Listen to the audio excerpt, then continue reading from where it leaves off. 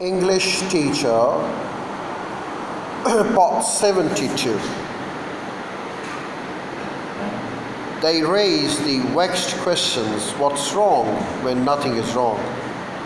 How do you explain what's wrong with a student who is not mentally retarded, emotionally disturbed, educationally deprived, or culturally different? Who has normal vision, hearing, and language capabilities and still cannot learn to read, write, or compute? Working with special needs learners.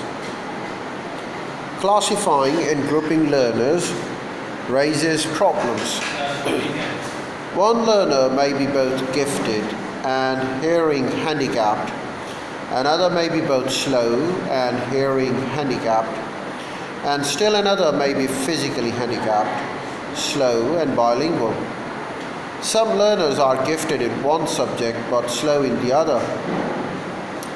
The range of combinations seems endless, and each situation requires its own thoughtful and patient approach. I beg your pardon, please. Teachers' concerns. Many teachers have concerns or even fears about working with special needs learners.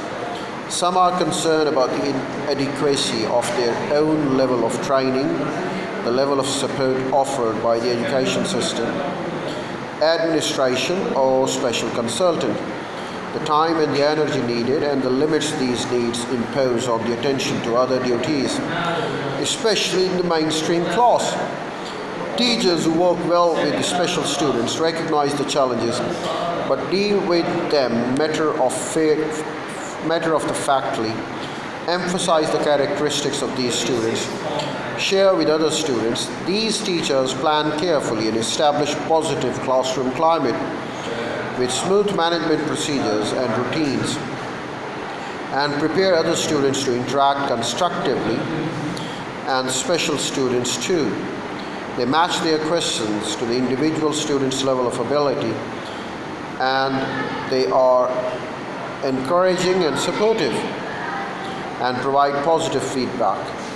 They manage behavior quietly and organize individual success experiences as they model, teach, expect general respect, courtesy, and social acceptance in the classroom. To help students with learning difficulties, number one, we can be aware that each student is likely to have a unique problem. Number two, we can determine whether the student is on medication. If so, ask the parents about its effect.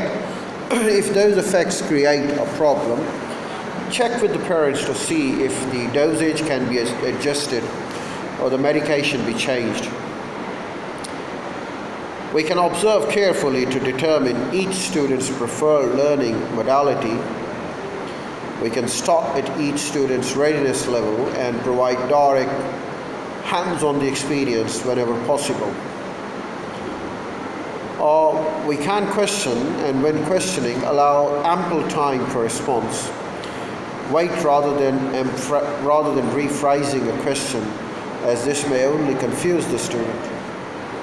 Assign tasks that allow immediate success. Make assignments brief and check often for the understanding. Review often. Working with gifted learners. The needs of the gifted learners are sometimes overlooked simply because they often learn academic materials easily and quickly and score high on intelligence tests. Gifted learners usually have above average powers of concentration, are often more emotionally stable than their peers, and are usually large, stronger, and healthier as well. It is a mistake, however, to think that every gifted student has these characteristics. Although schools sometimes recognize only facility with words as giftedness, this is only one kind of proficiency. Teachers should nurture other special abilities as well. And this is how we can deal with the gifted students very well.